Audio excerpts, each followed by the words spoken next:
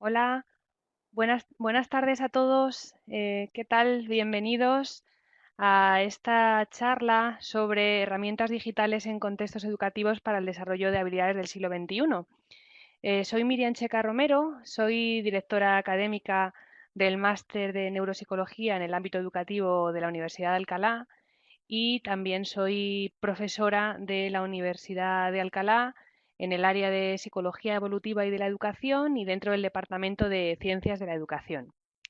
La charla que vamos a dar hoy, bueno, pues la llevo desarrollando a través de una línea de investigación desde hace más de 10 años que inició con mi tesis doctoral y que he ido, bueno, pues perfeccionando, ¿no? y ampliando a través de diferentes proyectos de investigación que he ido desarrollando principalmente en contextos educativos formales, tanto en centros de educación primaria como en secundaria. Y como veis aquí, bueno, pues trabajamos con diferentes herramientas digitales, fundamentalmente videojuegos, pero no solo, y el foco o la unidad de análisis serían el desarrollo de las habilidades propias del siglo XXI a través de la inclusión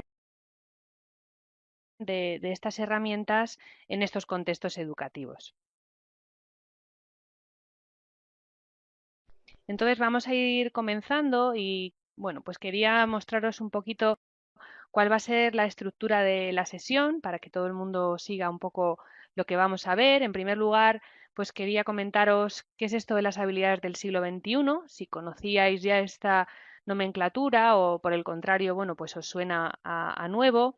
Algunas herramientas que podemos utilizar en las aulas para el desarrollo de estas habilidades del siglo XXI.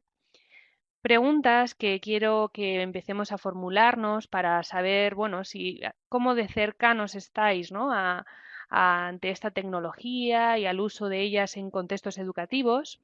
Mi principal línea de investigación y algunos artículos y líneas y proyectos que he ido desarrollando a lo largo de esta trayectoria que os comentaba anteriormente. Algunas pinceladas también a nivel teórico de qué significa utilizar herramientas tecnológicas que pueden generar contextos educativos innovadores del aprendizaje para desarrollar algunas de las habilidades del siglo XXI que veremos.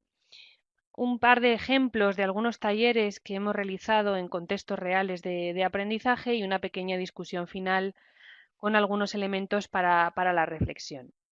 Quería comenzar con algunas imágenes que para mí son, bueno, pues muy significativas o muy reveladoras de la sociedad actual.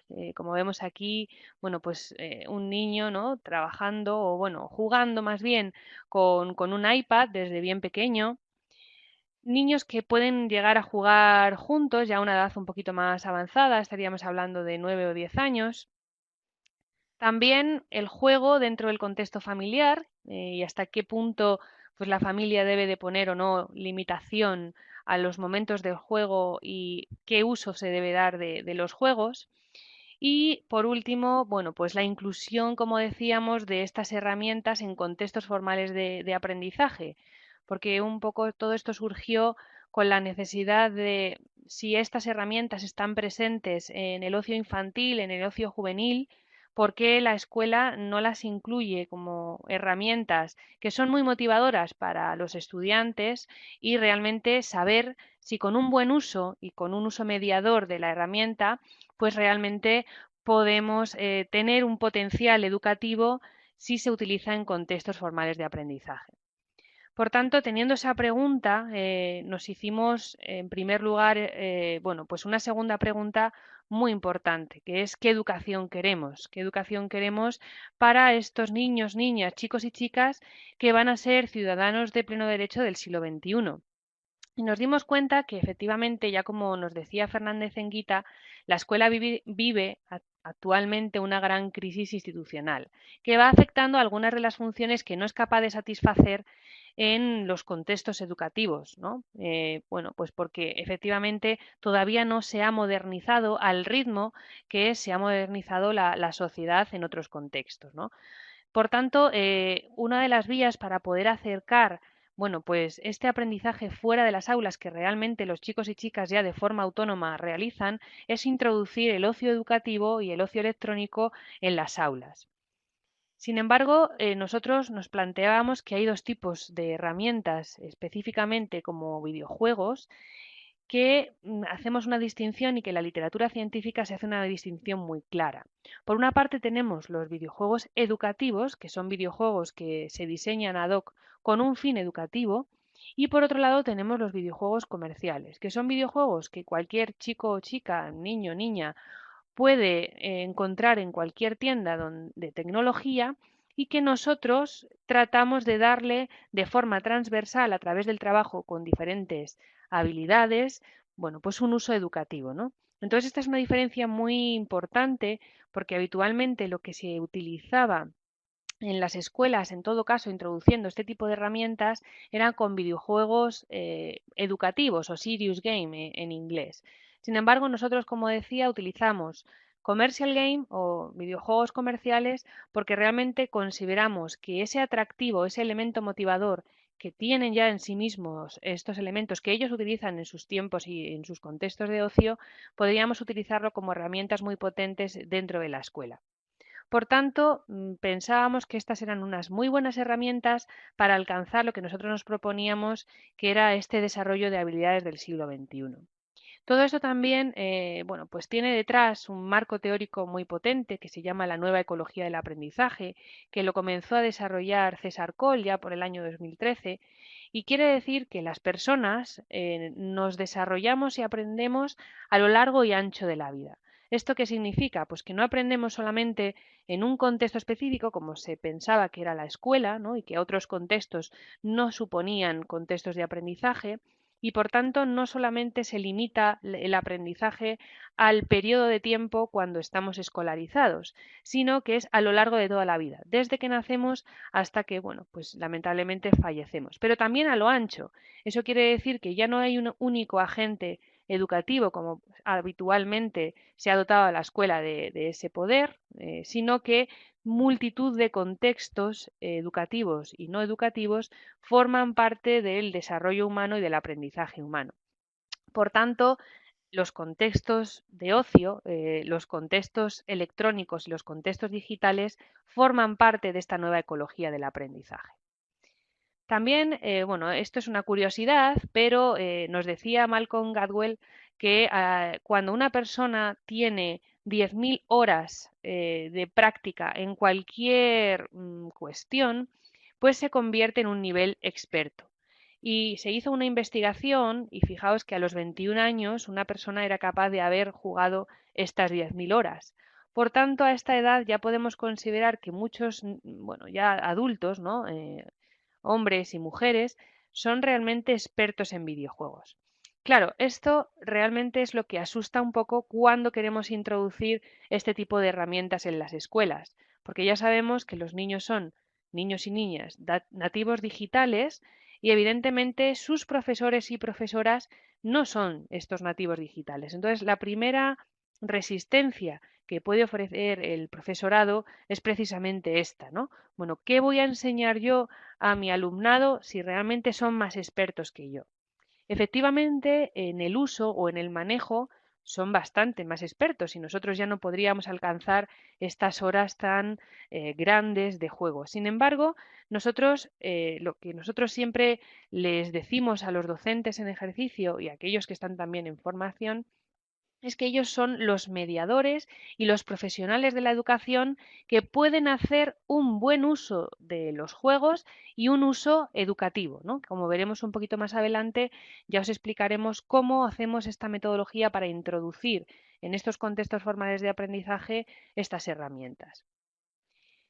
Entonces, claro, la pregunta que surgió, bueno, en mi tesis doctoral y en otras que se han realizado y que sigo dirigiendo actualmente sobre esto, es si dedican esta cantidad de tiempo tan grande, eso es porque les interesa muchísimo. Y dentro de una perspectiva constructivista, ya sabemos que los intereses son fundamentales para que sean un motor de aprendizaje. Entonces, ¿por qué no aprovechar este nivel de habilidad expertos que ellos van a tener por ser nativos digitales para desarrollar habilidades que de una forma dirigida y gestionada por un profesional de la educación, pues lo pueden desarrollar? En este caso quería destacar un poco esta gráfica que, si veis, se realizó ya en 2004, es decir, que ya hace un tiempo, pero me parece muy destacable porque en las diferentes líneas vemos aquellas que se han ido desarrollando y potenciando hasta el año 2009 y aquello que se requiere para, bueno, pues para el pensamiento humano, y aquellas otras que han ido decreciendo y que no son tan relevantes para realmente, bueno, pues lo que nos van a exigir, ya sea como profesionales, como alumnos, en pleno siglo XXI, que ya desde luego ya hemos entrado hace tiempo. Entonces, si veis, en rojo y en azul son aquellas más importantes y que se espera, porque están en alza, que vayan desarrollando cada vez más, son estas de trabajar con nueva información y sobre todo la resolución de problemas. Evidentemente hay otras menos importantes, como aquellas aquellas habilidades o tareas más manuales, que son las que están claramente decreciendo, pero que sin embargo están muy presentes todavía en los contextos educativos. Por tanto, estas herramientas nuevas y sobre todo los videojuegos nos permiten poner muchos retos a los estudiantes y que constantemente deban resolver de forma creativa diferentes problemas. Por eso me parece que es una herramienta muy interesante para introducirla en los contextos educativos. Y por tanto, lo que tenemos que hacer es transformar la escuela del siglo XXI para poder alcanzar también estas habilidades propias que forman parte del presente siglo. Si veis un poco en estas dos imágenes que he querido destacar, bueno, pues la imagen de la izquierda evidentemente pertenece pues al siglo XIX, y esta imagen de la derecha pues es un aula muy actual, ¿no? de hoy en día. Si vemos algunas de las aulas que todavía podemos visitar, y que yo constantemente estoy visitando escuelas porque investigo muchísimo dentro de ellas, no todas están cercanas a la imagen de la derecha. Todavía seguimos viendo muchas escuelas que se parecen bastante más a la imagen de la izquierda. Entonces, bueno, César Coll y Monereo también dicen que seguimos aprendiendo, o que la escuela todavía se sigue con las mismas tendencias que se proponían en el siglo XIX, y que tenemos que hoy, evidentemente, transformar la escuela para que sea una escuela del siglo XXI. Por tanto, aquí la diferencia fundamental que pretendemos incluir, este cambio de paradigma de enseñar a pensar frente a enseñar a memorizar. Evidentemente todavía hay muchas metodologías y mucha tendencia en la escuela actual de este modelo, bueno, pues desde el profesor, ¿no? Unidireccional hacia los alumnos, donde el estudiante después debe memorizar una serie de contenidos y plasmarlos en una prueba objetiva o en un examen. Nosotros queremos transformar esta forma de entender los procesos de enseñanza y aprendizaje, y ponemos el foco más en habilidades, destrezas, capacidades y competencias, que son realmente, bueno, pues las que van a generar un motor de aprendizaje, donde la importancia está en los procesos y no tanto en los resultados finales. Y para ello consideramos que los videojuegos, bueno, pues son unas herramientas muy importantes. Bien, centrándonos ahora en lo que os decía de un pequeño marco teórico sobre las habilidades del siglo XXI, bueno, pues hay muchísimos investigadores que han tratado de acercarse a cuáles son estas habilidades. Y no hay del todo un consenso establecido de cuáles son las taxonomías o, bueno, las clasificaciones de estas habilidades del siglo XXI. Pero sí que me gustaría hacer un recorrido un poco rápido para ver cuáles son estas conceptualizaciones que van surgiendo en relación a esta clasificación. El primero de ellos los encontramos en este informe de LORS, que supongo que a alguno de vosotros os suena, que ya se hizo, fijaos, en el año 96, y que quiso exponer en 4 pilares básicos para entender la educación. Es un informe de la UNESCO, y fijaos que supone 4 tipos de competencias fundamentales de aprender, como son aprender a conocer, aprender a hacer, aprender a vivir juntos y con los demás, y aprender a ser.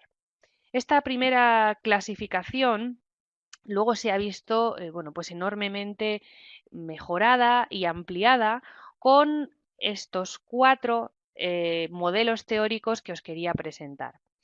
El primero de ellos son los de Stenberg y Subotnik, que ya, si veis, hemos avanzado 10 años respecto a lo que acabamos de comentar del informe de Loors. Y fijaos que sigue centrando el plan de estudios en capacidades y habilidades, y en este caso las llamó las otras 3R.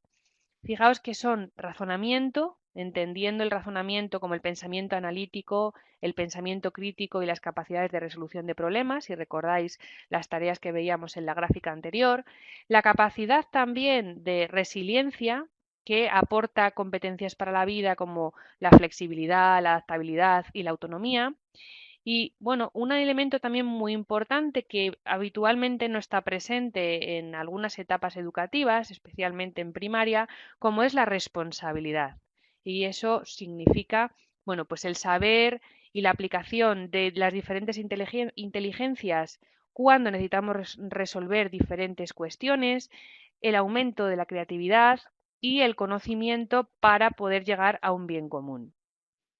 Si seguimos avanzando un poquito más, ya en la Universidad de Harvard encontramos un grupo muy potente sobre liderazgo que trabajó también sobre estas habilidades del siglo XXI, encabezado por Wagner, y bueno, hizo hincapié en este caso en 7 habilidades importantes que permitirían a los chicos y chicas sobrevivir a esta ciudadanía que nos va a exigir el siglo XXI. Algunas de ellas, si vemos, se repiten frente al modelo anterior, pero incluye algunas otras. Por ejemplo, vemos que el pensamiento crítico y la resolución de problemas se rescata, la colaboración y el liderazgo es algo que se añade, agilidad y adaptabilidad, es decir, necesitamos que las personas sean ágiles en el pensamiento y se adapten rápidamente a los diferentes cambios, iniciativa y espíritu empresarial, algo completamente nuevo, pero que va a ser necesario gestionar para poder adaptarnos a los cambios tan rápidos que se producen en la globalización del siglo XXI. Comunicación oral y escrita eficaz. Ya no solamente hablamos del lenguaje escrito y de la alfabetización escrita, que es realmente, bueno, que está muy presente en las escuelas a día de hoy, pero también es importante destacar este matiz de oral, ¿no? Que seamos capaces de comunicarnos de forma oral, de escuchar y evidentemente de transmitir. También el acceso a la información y cómo analizamos esta información debido a esta cantidad ingente de información que podemos encontrar en la red, y la curiosidad y la imaginación. Si veis, son habilidades muy importantes, pero que no están del todo desarrolladas en los contextos educativos, y evidentemente esto nos llamaba poderosamente la atención, puesto que son habilidades que se les va a exigir en sus próximos mercados laborales. Bien, seguimos avanzando un poco más y encontramos a este famoso autor Prensky, que es el que nos habló de los nativos digitales, y en este caso hablaba no de 3 Rs, sino de 3 Ps. En este caso hablaba de pasión. Fijaos que esto llama la atención, ¿no? Porque, bueno, aprender y emocionarse y tener pasión por lo que uno aprende es fundamental como motor de aprendizaje. Si no tenemos pasión por lo que aprendemos, difícilmente vamos a seguir motivados para avanzar y continuar. Por tanto, la pasión, entendida también como esa parte intrínseca de motivación, es fundamental. Seguimos con la resolución de problemas, que está presente, como veis, en todos los modelos. Aquí incluye la comunicación también, tanto oral como escrita. Y aquí se añade un aspecto que consideramos fundamental, que es esa producción, no solamente como elemento receptor, yo soy receptor de mucha información y de gestión y de crítica si queréis, pero además también soy productor o debo ser productor de medios, y para ello debo desarrollar gran parte de mi creatividad y una serie de competencias para que me permitan generar productos, diferentes tipos de productos y resolver diferentes retos. Y por último, encontramos a esta autora, a Marilyn Binkley, que a mí me parece que reúne un poco todos los modelos que os acabo de presentar, y me parece que, bueno, reúne un poco el consenso de todos los autores que estamos trabajando sobre este tema. Y como veis, divide las diferentes habilidades en 4 grandes grupos, que ya recoge, como decía, algunos de los elementos que ya hemos comentado previamente. En primer lugar, el pensamiento crítico. Para esta autora es fundamental el pensamiento crítico entendido como razonamiento científico, es decir, que en las escuelas debemos de potenciar el pensamiento científico, la toma de decisiones y, por supuesto, la resolución de problemas, que vemos que es fundamental y que es una de estas habilidades necesarias que ya veíamos que eran fundamentales en la gráfica que os ponía al principio. Aquí destaca claramente como otra habilidad fundamental la creatividad, entendida como ese pensamiento divergente, original, con capacidad inventiva de generar, bueno, pues nuevas soluciones a diferentes retos. Aquí añade que un aspecto importante que no está recogido quizá de una forma tan específica en los elementos anteriores como es la colaboración entre los diferentes agentes propios de las comunidades educativas y no educativas, y esto supone alcanzar objetivos comunes y asumir responsabilidades conjuntas, que esto es muy importante para trabajar con grupos cooperativos, con grupos, bueno, pues que quieran alcanzar un objetivo común y que se hable de la importancia del trabajo colaborativo. Y por último, la habilidad de comunicación. Comunicar ideas en diversas formas, en diversos contextos, con diversos canales de información, a través de múltiples tecnologías para alcanzar lo que hablábamos antes de ser productores de información y no tanto ser receptores de la misma.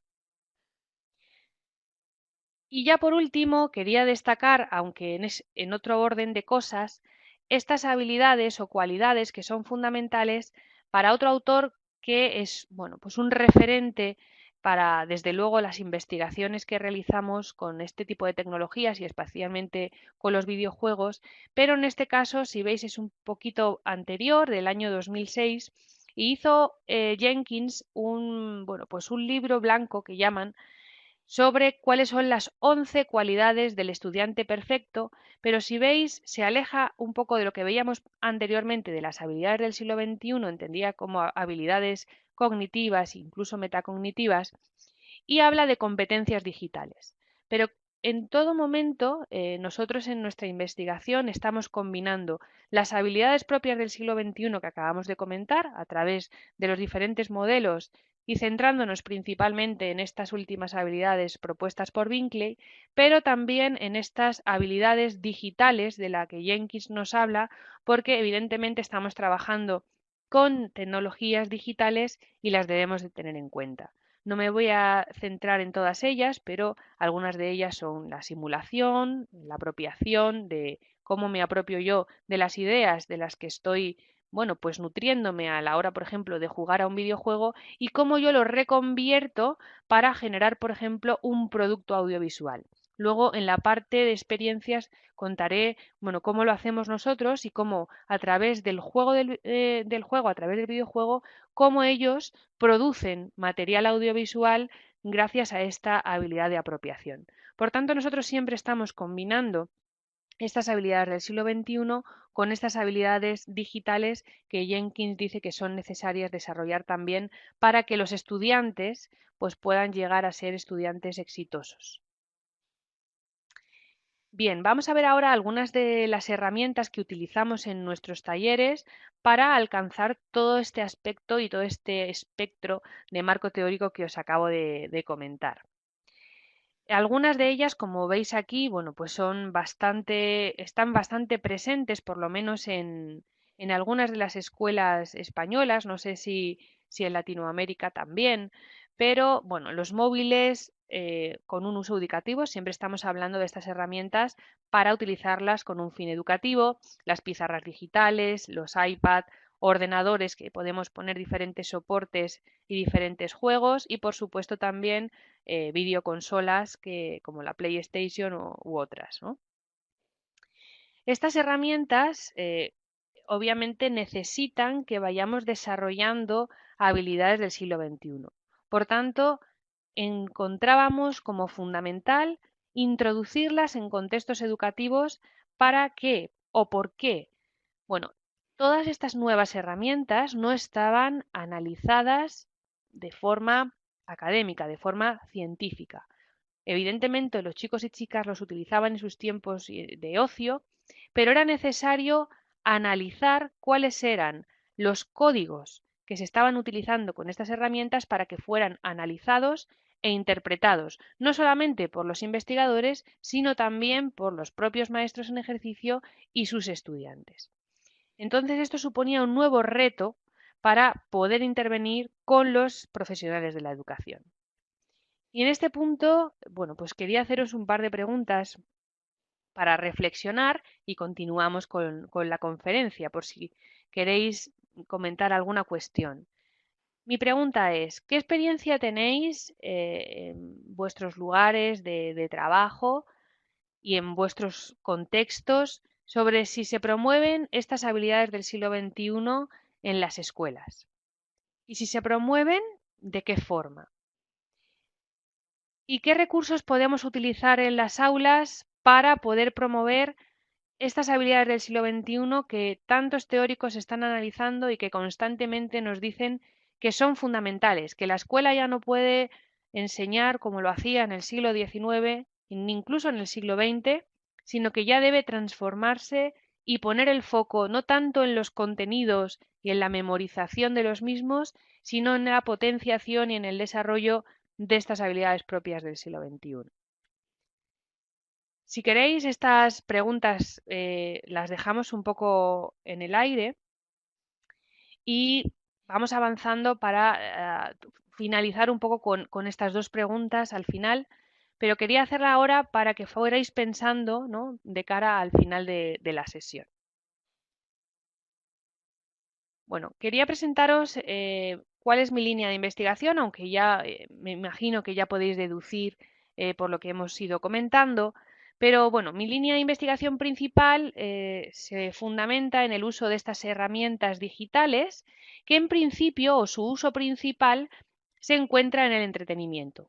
Como decíamos antes en esta distinción entre Serious Game y Commercial Game, evidentemente estos Commercial Games están diseñados prácticamente de forma exclusiva para el entretenimiento, pero nosotros los utilizamos como herramientas que pueden ofrecer, bueno, nuevos modos de aprender y así convertirse en recursos potentes educativos, sobre todo y con el foco para potenciar este desarrollo de las habilidades del siglo XXI. Aquí os dejo algunas de las publicaciones relevantes que he ido desarrollando en esta línea en algunas revistas, bueno, pues de impacto y científicas que me imagino, como tenéis también la presentación, pues podéis consultar si os interesa. Y ahora, bueno, quería hacer una pequeña aproximación teórica a qué es esto de jugar y qué es un juego, ¿no? Ya sabemos que el juego desde edades muy tempranas es fundamental para el desarrollo infantil. El inconveniente es que a veces este juego parece que se convierte en alguna etapa en una pequeña pérdida de tiempo.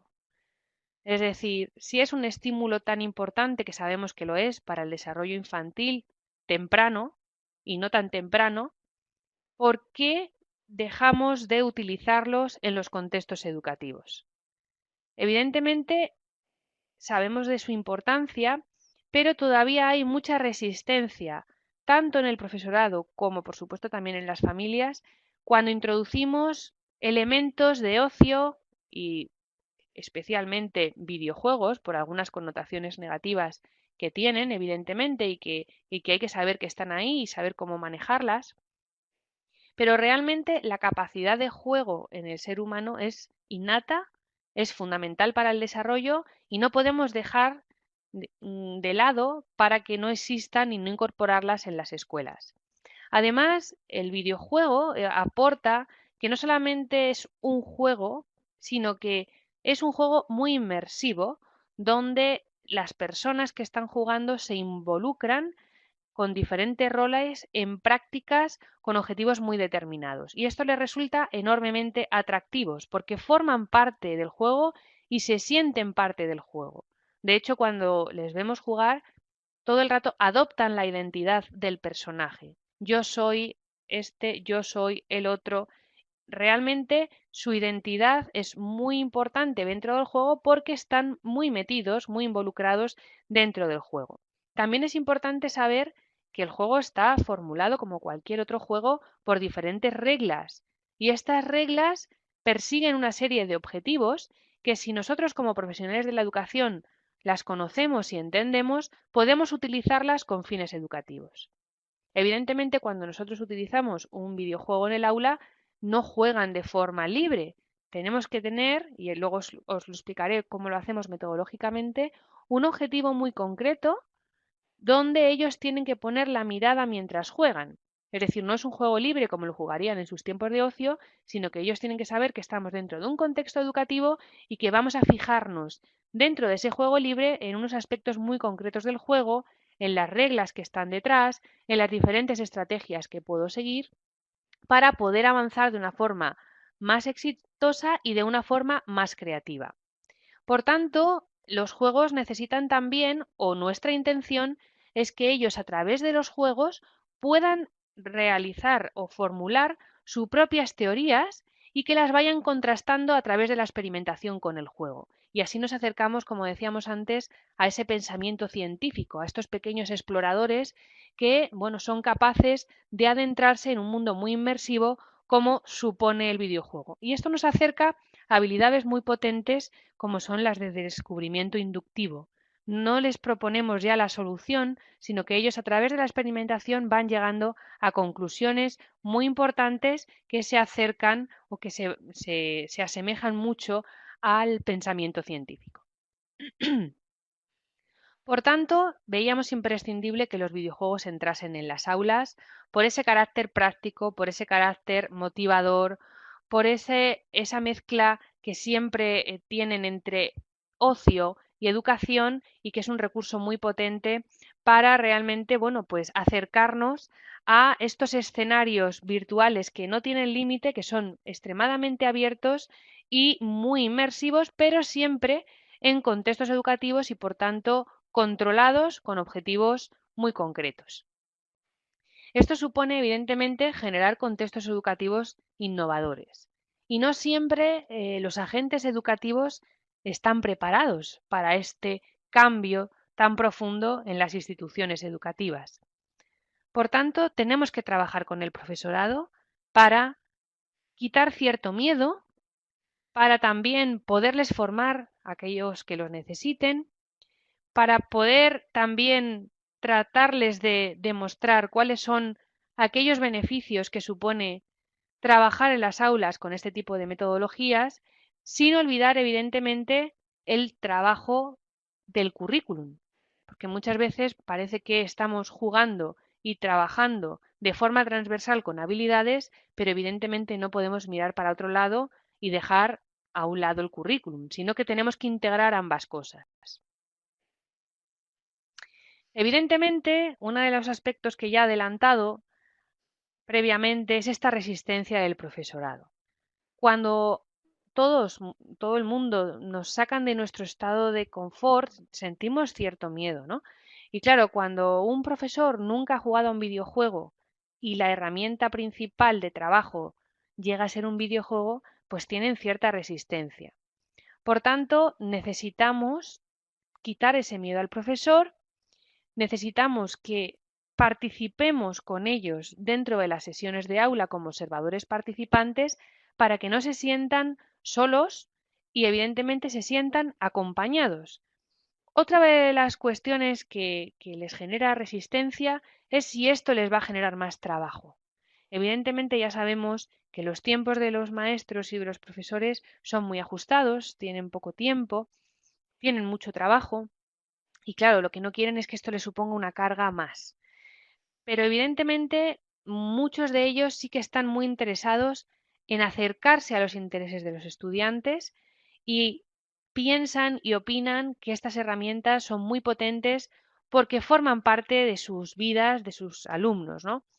Por tanto, aunque hay cierta resistencia en un principio, sí que consideran que es relevante introducirlos y por tanto, si se sienten acompañados, si se sienten que ponemos los medios para formarles y evidentemente que esto va a suponer beneficios para el aprendizaje de sus estudiantes, pues normalmente suelen confiar y dejan sus aulas abiertas para poder trabajar e investigar con este tipo de herramientas.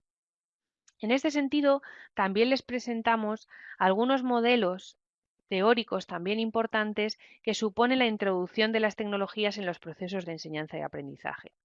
Y hacemos una distinción muy clara en lo que comentaba anteriormente del nivel experto entre el uso de la tecnología, que es el manejo que los estudiantes realmente son muy expertos en esas destrezas tecnológicas, y otro nivel que supone un nivel de concreción mayor y por tanto también un dominio metacognitivo mucho mayor también, es la integración de la tecnología. Y en este caso, esta integración de la tecnología es lo que sí se sabe, lo que sí asegura y lo que está demostrado que repercute de forma muy positiva en el aprendizaje del alumno. Por tanto, los niños y las niñas, cuando trabajan o están jugando en sus tiempos de ocio, se quedan habitualmente y de forma mayoritaria en el uso de la tecnología. Pero realmente nosotros tenemos que alcanzar la integración de la tecnología para que realmente suponga un beneficio en su aprendizaje. Por tanto, nuestro objetivo como investigadores es integrar esta tecnología en las aulas, no solamente el uso, si el uso lo saben hacer muy bien, sino integrarla. Y para ello se generaron o se han generado dos modelos muy potentes de integración de estas tecnologías dentro de los contextos de aprendizaje, como es el modelo de puente dura, el SAMR o el modelo PATER.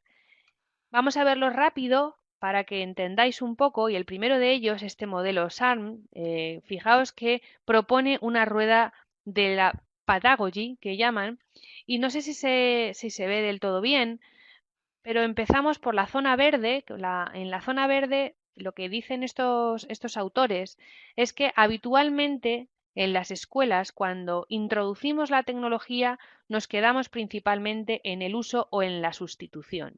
Es decir, antes utilizábamos los libros de texto y ahora introducimos un iPad, pero no ha habido un cambio de uso, simplemente es otra herramienta. Esto es lo que dicen estos autores, que es insuficiente, porque no se ha integrado del todo la tecnología. Si seguimos hacia la zona roja, veremos que ya se produce en el siguiente nivel un aumento de la tecnología donde se producen ya cambios sustanciales, no solamente en el uso, sino en la integración de la tecnología. Si seguimos avanzando un poco más hacia la zona azul, vemos que ya se modifican algunas tareas y se redefinen para realizar las cosas de una manera diferente a como lo hacíamos. Es decir, ya no solamente sustituimos una tecnología con otra, sino con el uso y la integración de estas tecnologías somos capaces de adentrarnos en otras tareas más complejas, más cercanas al pensamiento científico. Y por último, en ese apartado ya amarillo y violeta, nos acercamos a la redefinición, que es realizar las tareas propias del aula totalmente diferentes a como las hemos hecho habitualmente. Es decir, nunca antes habíamos utilizado y realizado tareas de este tipo y gracias a las posibilidades y potencialidades de la tecnología somos capaces de adentrarnos en tareas muy diferentes, complejas, con retos donde es necesario utilizar las habilidades propias del siglo XXI. Y el segundo modelo que os quería presentar es este modelo Pattern, donde se pone el foco fundamentalmente en la reflexión profunda, no solamente del profesorado, sino también del profesorado con sus estudiantes y de el constante, bueno, pues la constante reflexión y poner en tela de juicio si lo que estoy haciendo está siendo positivo, está siendo beneficioso o, por el contrario, tengo que hacer ajustes y cambios dentro del proceso. Por tanto, sería necesario realizar un propósito inicial con unas claras definición de objetivos y el alcance que quiero conseguir con la propuesta, con la tarea que estoy llevando a cabo. Y este propósito debe ser muy flexible, es decir, no debe poner unos objetivos fijos o muy estables, sino que a través de mi propia reflexión que voy haciendo sobre el proceso, puedo ir realizando ajustes. Evidentemente, en consonancia con estos propósitos, se tienen que proponer una serie de actividades, una serie de metodologías muy coherentes y en esa misma línea. Y también utilizar las mejores herramientas para alcanzar este propósito. Evidentemente no sirve cualquier herramienta, no sirve cualquier videojuego para trabajar las mismas habilidades ni las mismas áreas curriculares. Evidentemente, la evaluación, aunque como veis aquí está en cuarto lugar, esta evaluación es continua, no es una evaluación que se realiza solamente al final, sino que de forma constante a lo largo del proceso voy planteándome si tanto las herramientas como la metodología que estoy utilizando están suponiendo esa transformación que veíamos antes en el modelo SARM, o solamente me estoy quedando en la primera parte de sustitución. ¿Estoy consiguiendo una transformación en mis tareas, en mi metodología, gracias a estas herramientas, o por el contrario tengo que ir ajustando y adaptando? Por tanto, tenemos que continuar con esta reflexión profunda sobre todo el proceso y reformular de forma constante tanto el propósito como las actividades, así como las herramientas. Por tanto, si mezclamos estos dos modelos, el modelo anterior y el modelo pattern, somos capaces de cambiar de alguna forma lo que entendemos por estos contextos innovadores de aprendizaje. También tenemos que ser conscientes de que toda esta introducción de tecnologías cambia también el rol del alumno, no solo el del profesor, sino también el del alumno. Evidentemente, todos sabemos que es muy importante que sea el propio estudiante el principal protagonista de su aprendizaje. Y gracias a esta metodología, gracias a estas herramientas, podemos realmente conseguir que sean agentes principales de su aprendizaje y que vayan desarrollando de forma autónoma, también en colaboración con otros más capaces que él, habilidades propias del siglo XXI, de buscar, seleccionar, analizar, pensamiento crítico, creatividad, todas las que hemos visto anteriormente.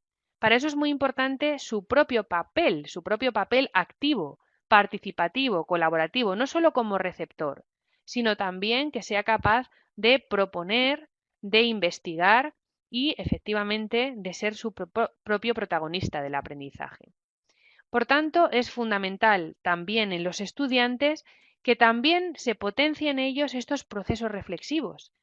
Es fundamental que reflexione el profesorado, pero también hay que dejar espacios al estudiante para que propicie momentos de diálogo con otros, con sí mismo y también se potencien los procesos de reflexión. En este sentido, se desarrollan muchas habilidades que veíamos antes en los diferentes modelos, como por ejemplo la autonomía, el pensamiento crítico, estas habilidades colaborativas y comunicativas que nos decía Binkley, y etcétera, etcétera. Es decir, que somos capaces de conseguir que bueno, pues vayan desarrollando estas habilidades. No sé si me veis bien, porque veo que hay un poquito de sol. Si me decís si me veis bien y si no, trato de arreglar el problema del sol. Si me dejáis un segundín, trato de arreglarlo.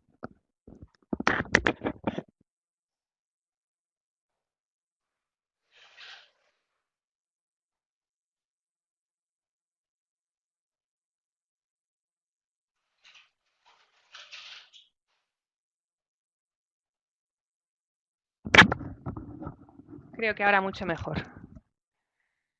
Bueno, perdonad. Entonces continuábamos con la necesidad de generar estos entornos educativos innovadores y lo que quiero transmitiros también es que a lo largo de la literatura científica, bueno, pues hay muchísima relevancia de este tema a nivel no solamente nacional, sino también internacional, en revistas muy potentes de educación, muy potentes, y que realmente esta presencia de los beneficios de los videojuegos en combinación con otras herramientas digitales, pues está teniendo mucha relevancia a nivel académico, a nivel científico.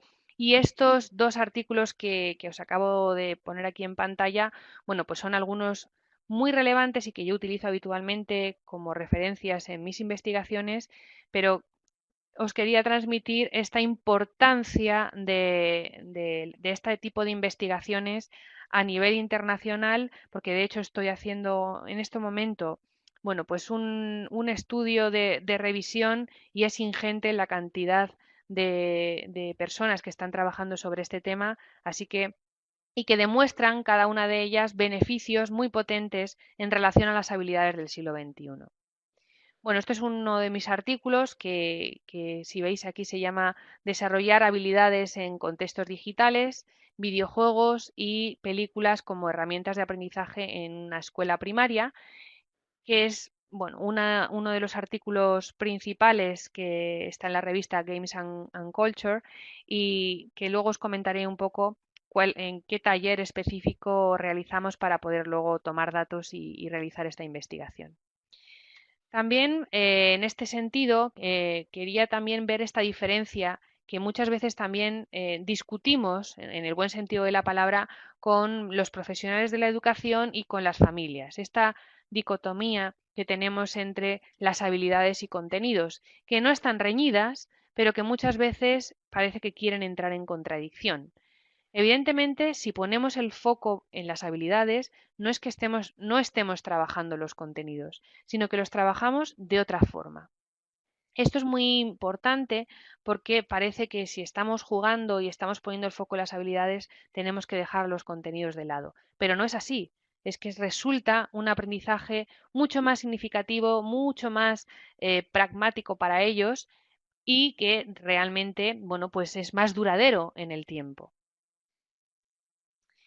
Y aquí solamente quería hacer un par de apuntes como conceptualizaciones teóricas en relación a cómo utilizamos el uso y el manejo de los videojuegos en las escuelas. Y hay dos corrientes teóricas que, como os decía, estamos concluyendo que se utilizan los videojuegos en las aulas. La primera de ellas es esta gran corriente de nuevas alfabetizaciones y videojuegos. Como hemos visto anteriormente, los videojuegos son nuevos códigos que hay que interpretar para saber leer y escribir con videojuegos, y esto lo llamamos nuevas alfabetizaciones, y son para ello muy importante este desarrollo de las habilidades del siglo XXI para poder realmente alcanzar lo que significa el concepto de alfabetización de una forma amplia.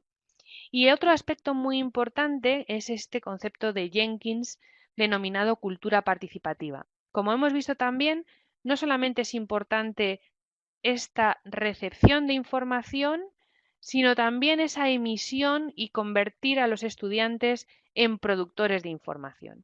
Esa producción de información, que puede ser en diferentes códigos también, lingüística, audiovisual, etcétera, supone que los estudiantes puedan actuar como miembros de pleno derecho de la cultura popular y formen parte como productores de la misma. Es decir, son ellos y ellas los creadores que forman parte y que van generando elementos culturales.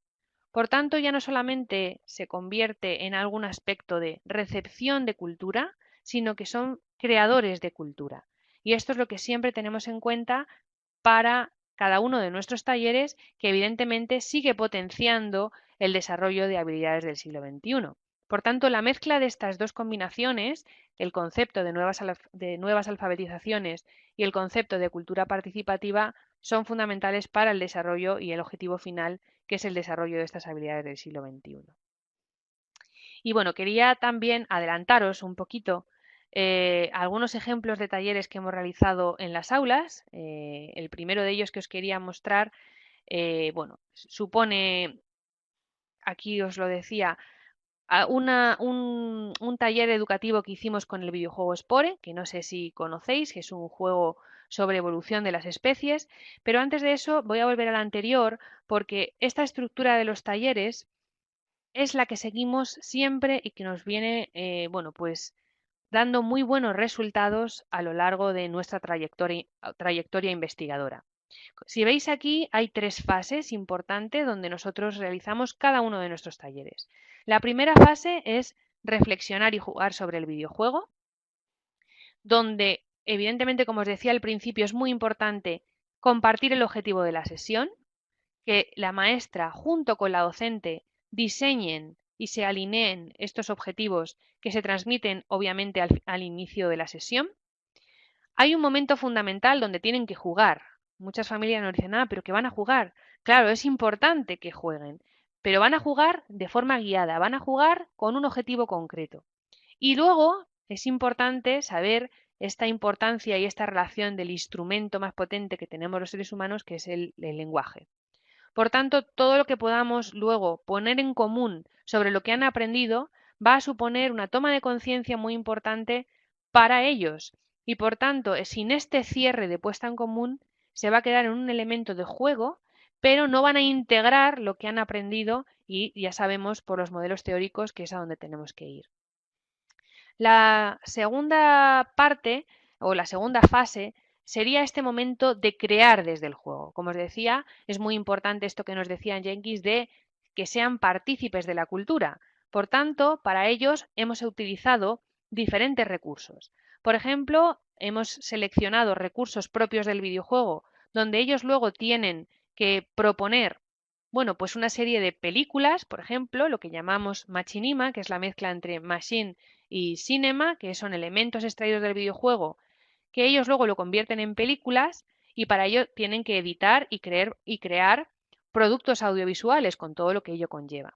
Y por último, la tercera fase es compartir. Vamos a expandir las paredes del aula para aportar, como decíamos antes, a la cultura popular todo lo que hemos aprendido y todo lo que hemos generado en nuestros talleres.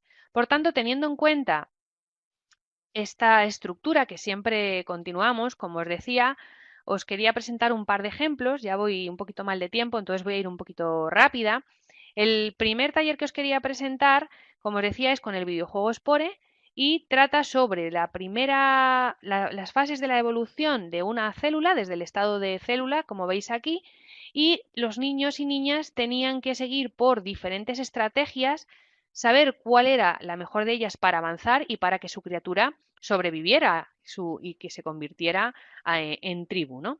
Por tanto, lo fundamental del juego es sobrevivir y era un juego muy importante para trabajar en las clases de biología, porque ellos ya habían estudiado previamente las diferentes teorías de la evolución en las clases de biología y con este videojuego lo que tratamos es de potenciar fundamentalmente el pensamiento crítico. Es decir, ¿hay sesgos en el videojuego? ¿Sesgos científicos? ¿Se parecen algunas de las teorías que habéis estudiado en clase, como las teorías de Darwin, las teorías de Lamarck? Y por tanto, lo que queríamos aquí medir y analizar concretamente es este desarrollo del pensamiento crítico y en una segunda fase el desarrollo de la creatividad y de la comunicación a través de la generación de productos machinima. Esto que os decía antes de la combinación entre machine y cinema. Por tanto, el objetivo de la sesión estaba muy enfocado a habilidades, pero también en contenidos, porque recordar que estábamos trabajando constantemente con el tema de fondo de las teorías de la evolución y todo el rato estaban tratando de elegir un tipo de estrategia. Podrían elegir entre ser criaturas herbívoras, carnívoras, elegir una estrategia cooperativa o competitiva. En función, evidentemente, se trabaja por grupos y cada grupo, de forma voluntaria, eligió cada una de estas estrategias. Evidentemente, luego siempre hacíamos una discusión sobre lo aprendido y trabajábamos sobre qué habilidades habían desarrollado, qué contenidos tenía el juego y qué sesgos sobre la evolución, cuál era la mejor estrategia para sobrevivir y por qué, y cualquier otra cosa que se les ocurriese. Evidentemente, la segunda fase, como os decía, siempre era crear desde el videojuego y crearon realmente unos productos audiovisuales estupendos para demostrar todo lo que habían aprendido, que luego se colgaron evidentemente en YouTube para difundir a la literatura científica. Y el segundo taller que os quería mostrar es a través del videojuego Minecraft, que supongo que muchos de vosotros conocéis. Y en este caso el foco era un poquito distinto. Ya sabéis que es un videojuego que lo llaman sandbox, es un entorno de juego en los que los estudiantes disponen de mucha libertad para poder realizar diferentes cuestiones. Y aquí el diseño, bueno, pues era un diseño mixto donde mezclábamos investigación cuantitativa y cualitativa. Y la pregunta de investigación era si aumentaba la creatividad de los estudiantes al introducir el videojuego Minecraft, en este caso en la asignatura de tecnología de primero de la ESO. Como veis, siempre incluimos un videojuego en una asignatura concreta, en otros casos pueden ser varias asignaturas para trabajar de forma transversal, donde no dejamos de lado los contenidos, en este caso eran cuestiones relativas a tecnología, que era propia de primero de la ESO, y lo trabajamos con otra herramienta como puede ser este videojuego. En este caso, y siempre trabajamos como observadoras participantes y también, bueno, pues aumentamos un poquito la metodología con entrevistas y con el análisis de los productos audiovisuales que también generaron. Y para medir ese diseño cuantitativo utilizamos el test CREA de inteligencia creativa para medir con un pretest y posttest si había aumentado de forma significativa la creatividad por el uso de este videojuego. Entonces, bueno, evidentemente tuvimos que formar también a las profesoras participantes y se negociaron y se alinearon los diferentes objetivos. Y fijaos que la línea de trabajo era que construyeran los niños la casa de sus sueños. El primer día del taller les pedimos que dibujaran a mano alzada la casa de sus sueños por grupos y luego eso lo tenían que trasladar a Minecraft. Evidentemente, bueno, fijaos que solamente fue una duración de 8 sesiones que fueron grabadas por audio, por vídeo, se analizaron los datos con diferentes softwares científicos y fijaos los resultados que mostraron. Utilizamos 3 grupos, el grupo A, el B y el C, y bueno, tenéis en un color más claro los resultados del pretest y en un color un poco más oscuro los resultados del posttest. Evidentemente se demostró que cada uno de los grupos había aumentado de manera significativa en creatividad en tan solo 8 sesiones. Por tanto, los resultados fueron muy positivos y que luego se han visto refrendados también por la evaluación etnográfica.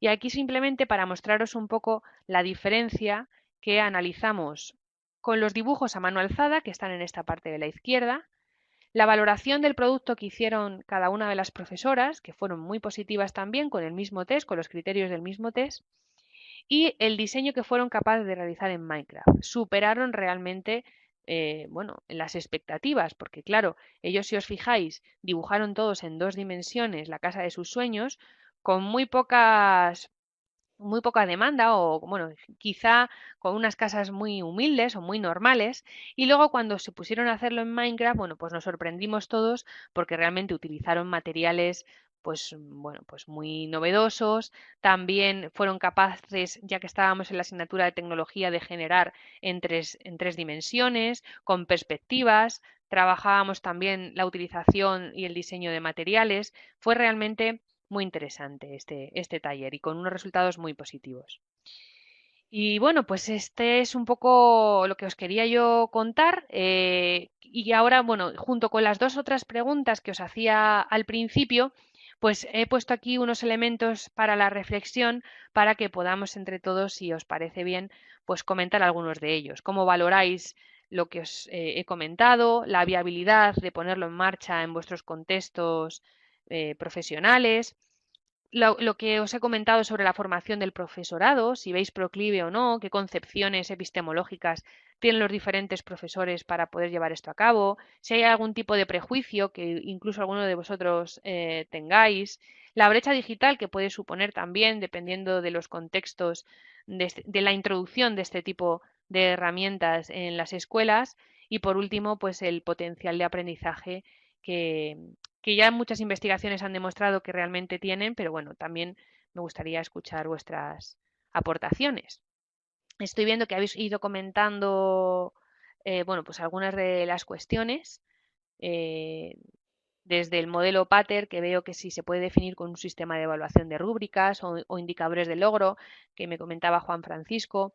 Evidentemente, este modelo Pater es un modelo muy estandarizado que tienen estos autores, pero que evidentemente siempre se puede adaptar y si os sentís cómodos con la introducción de rúbricas, evidentemente creo que teniendo este modelo en cuenta y adaptándolo, creo que siempre se podría encajar, ¿no?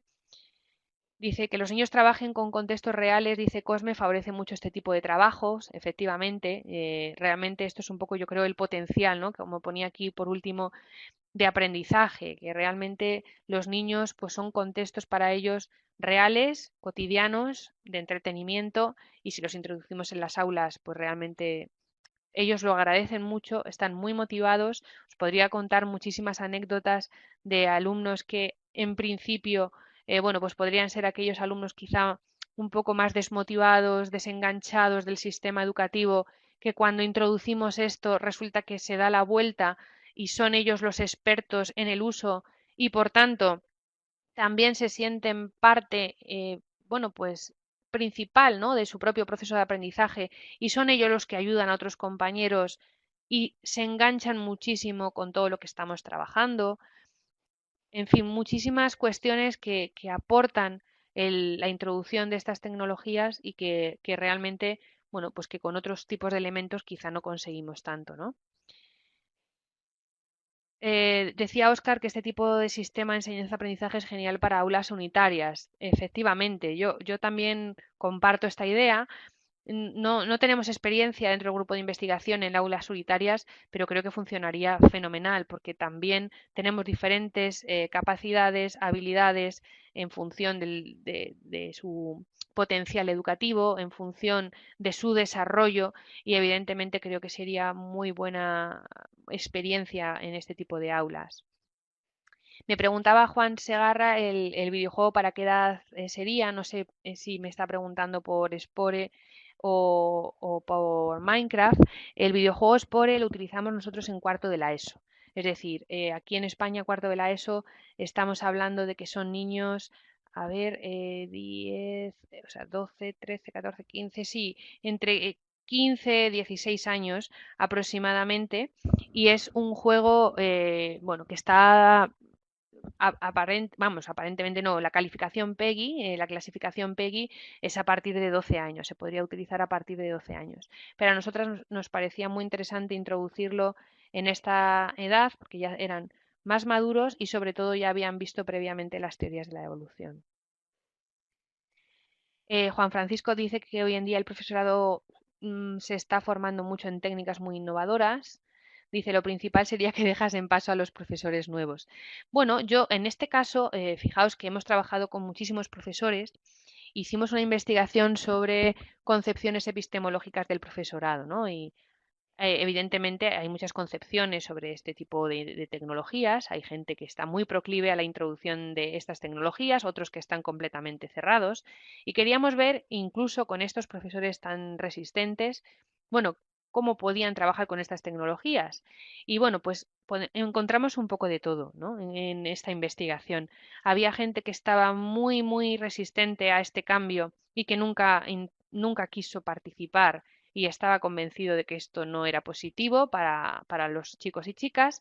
Había gente que en un principio tenía una concepción muy negativa sobre la tecnología y sobre el uso de videojuegos, que cuando fuimos avanzando en el proceso vieron a otros compañeros que se habían, bueno, pues involucrado, ¿no? En estos proyectos de investigación, que los chicos estaban muy motivados, que los alumnos estaban deseando que llegaran las clases donde bueno, participábamos con estos talleres y se fueron uniendo y luego resultó que eran profesores y profesoras pues muy motivados, que les había gustado muchísimo la experiencia, es decir, que también necesitan verlo de cerca para que ese miedo que tienen al principio pues no sea tal, ¿no? No sea tanto.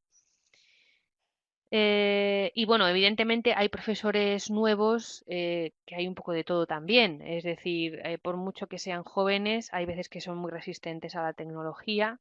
Yo me sorprendo también, soy profesora en la Escuela de Magisterio de la Universidad de Alcalá y trabajo con chicos y chicas de 19 años, de 20 años, de 21 años, que yo la verdad pienso que son nativos digitales, que están muy habituados a la tecnología, que son expertos y os puedo asegurar que algunos de ellos o algunas de ellas, bueno, pues son muy resistentes a la utilización de estas tecnologías. Yo incluso las utilizo en mi docencia y algunas están muy resistentes también. O sea que no solamente podemos decir que el profesorado joven es proclive a la tecnología o viceversa, ¿no? Eh, Seguimos un poco con Ruth. Dice, los juegos online promueven las buenas relaciones en el aula. Evidentemente, en esta relación que decíamos antes, en estas competencias más relacionadas con la colaboración, con la cooperación, con la comunicación entre iguales y con otros, más allá de los contextos del aula, ¿no? Que no solamente se pueden comunicar afortunadamente con sus compañeros y compañeras de aula, sino más amplio, porque tenemos uso de redes sociales, comunidades que podemos construir ad hoc para que se puedan comunicar con otras personas que están también trabajando en esta misma línea. Entonces yo creo que es un recurso también muy potente porque se expande, como decíamos al principio, este a lo largo y ancho, ¿no?, de la vida, a lo largo y ancho del aprendizaje. No podemos pensar que en la escuela es donde lo aprenden todo, sino que están aprendiendo constantemente y a lo largo de toda la vida, ¿no? Adolfo dice, aquellos niños que en sus ratos libres se dedican a los videojuegos, ¿no sería una sobreexposición al mundo digital? ¿Sería necesaria la formación a padres y madres respecto a un buen uso de las TIC? Evidentemente. Yo, además de profesora profesional y investigadora, soy madre de 2 hijos, uno de 10 y otro de 6, y evidentemente creo que es fundamental el uso que demos a la tecnología, ¿no? Claro, mi casa está llena de videoconsolas, de juegos, porque me dedico a esta investigación, pero evidentemente esto no se puede utilizar todo el día, ni muchísimo menos, ni muchas horas, y sobre todo, ¿con qué foco? Aquí, claro, no, a lo mejor yo parto de cierta ventaja porque me dedico a esto y conozco los beneficios, pero también conozco los peligros que puede tener la utilización en exceso y con un mal uso de la tecnología. Entonces, yo creo que aquí efectivamente falta mucha formación, no solamente en los contextos educativos formales, sino también a familias. Evidentemente, esto es más complicado para llegar, porque esto va a depender un poco del propio interés que tenga la familia, de las propias concepciones que tenga también la familia sobre educación, sobre desarrollo, sobre tecnología. Y claro, es un elemento o un contexto donde quizá tenemos menos margen de maniobra, pero que sería fundamental porque hay muchas investigaciones de todo tipo que nos encontramos con niños de 7 u 8 años que ya están 3 horas al día con móviles, con redes sociales, con videojuegos. Evidentemente a mí me parece una atrocidad. Estamos hablando de un buen uso, estamos hablando de un uso con unos objetivos concretos, estamos hablando de introducir herramientas que están presentes en su vida cotidiana, pero que les tenemos que dar un matiz educativo, un matiz de habilidades y que la escuela no puede mirar para otro lado. Y la familia tampoco. Pero claro, la manera de llegar a las familias es quizá más complicado. Cosme dice, mi aula, por ejemplo, incluye el sistema Kahoot como método de evaluación o ClassDojo para el desarrollo de la sesión y los resultados están siendo muy, muy buenos. Pues efectivamente, estos dos modelos que forman parte de tecnologías bueno, yo también, la verdad, utilizo en algunas de mis clases de docencia, pues al final son pequeños elementos que a ellos les interesa mucho y les motiva mucho. Podemos hacer un test de forma tradicional en el aula o podemos utilizar un Kahoot. Al final, sí que tenemos que tener en cuenta esa rueda, ¿no?, de la pedagogy que veíamos antes, para tener en cuenta de qué manera lo estamos utilizando y en qué estamento estamos de la rueda. ¿Estamos en la sustitución? ¿Estamos en la modificación? ¿O por el contrario, estamos en la transformación?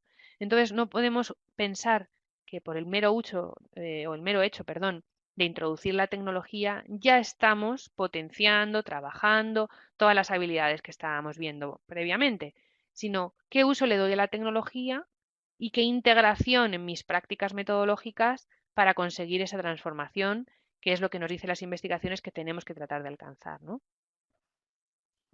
Juan Francisco dice que útil me está resultando esta conferencia. Muchas gracias. Pues muchas gracias a ti también, Juan Francisco. Me alegro que te esté gustando. Óscar también.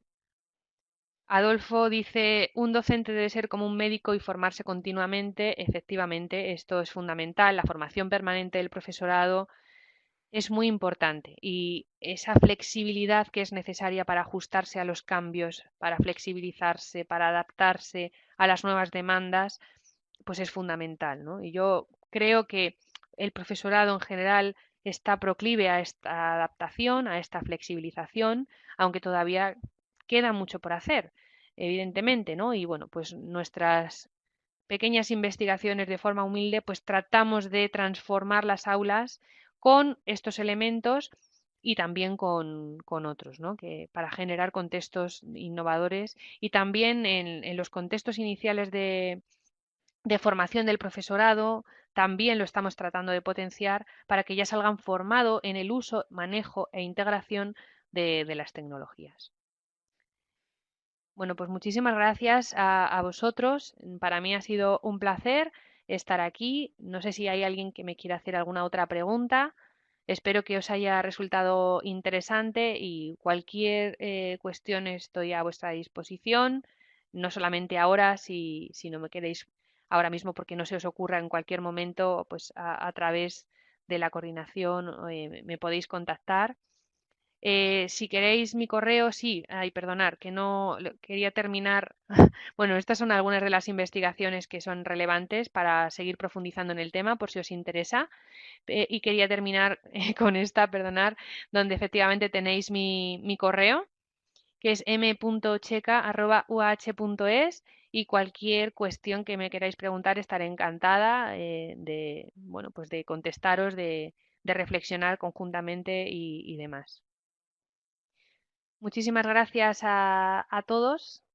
Me alegro que os haya resultado interesante y bueno, pues pasar una muy buena